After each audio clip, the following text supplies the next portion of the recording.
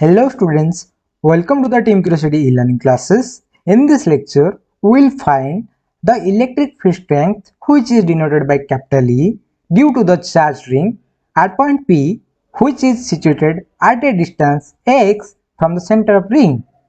First of all, consider a ring of negligible thickness of radius r and having center O.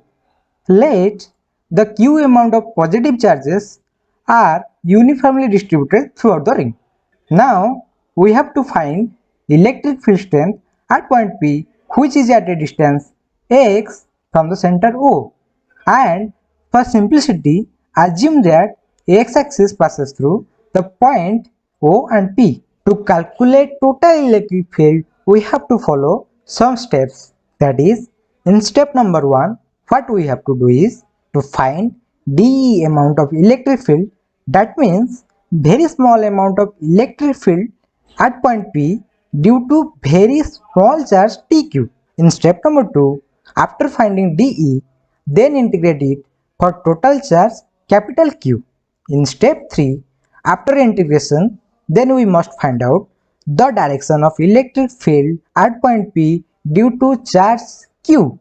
These three steps are the fundamental steps to calculate electric field strength at any point due to any charged object. By following the above three steps, consider dQ amount of charge at point A on the charge ring, and due to dQ charge, there will be a very small electric field dE at point P along AP.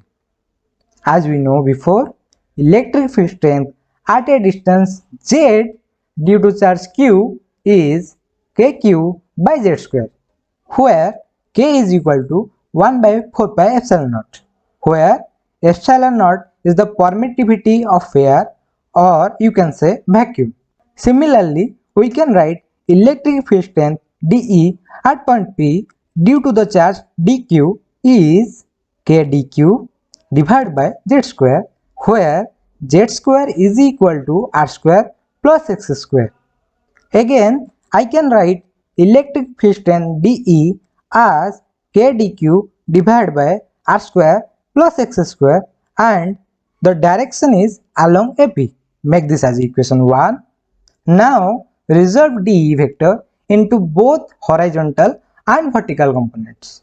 Since dE makes an angle theta with x-axis, so our vertical component is dE sin theta and the horizontal component is dE cos theta. Here we can see that the vertical component dE sin theta will be cancelled out due to opposite side small charge TQ. So the resultant electric field strength at point P due to the charge dQ is dE cos theta along AP. Now we have to do simply integrate dE to get net electric field strength at point P. That is, integration dE is equal to integration dE cos theta. Make this as equation 2. By putting the value of dE from equation 1 in equation 2, we get integration dE is equal to integration k dq divided by r square plus x square whole into cos theta. Make this as equation 3. From the right angle triangle AOP, we can write cos theta is equal to x by whole root over of r square plus x square. By putting the value of cos theta in equation number 3, we get integration dE is equal to integration kx dq divided by r square plus x square whole to the power 3 by 2.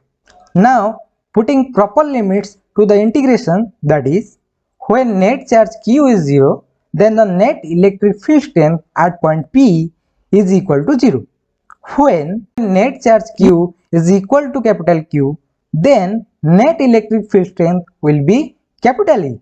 So the integration with proper limits will be integration 0 to capital E dE is equal to integration 0 to capital Q kx dq divided by r square plus x square whole to the power 3 by 2. After using the rules of integration, we get capital E limits 0 to capital E is equal to kx into capital Q divided by r square plus x square whole to the power 3 by 2. Limit 0 to capital Q. And the direction is along OP. After performing the subtraction from upper limit to lower limit, we can write net electric field strength capital E is equal to Kx into net charge capital Q divided by r square plus x square whole to the power 3 by 2, and the direction is along OP.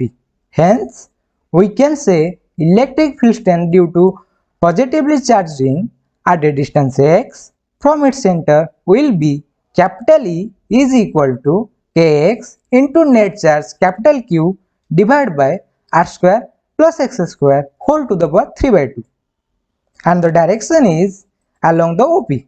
Now, discuss some special cases.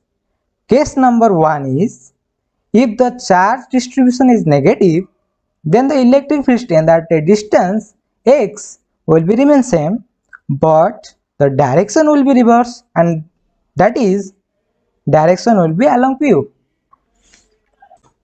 Now come to the last case, which is case number 2. If the distance of the point P, that is x, is very large with respect to the radius of the ring smaller, then we can write r square plus x square is nearly equal to x square. So the electric field strength at point P will be k into capital Q divided by x square, and the direction will be along positive x-axis for the positive charge distribution, and the direction will be along negative x-axis for negative charge distribution.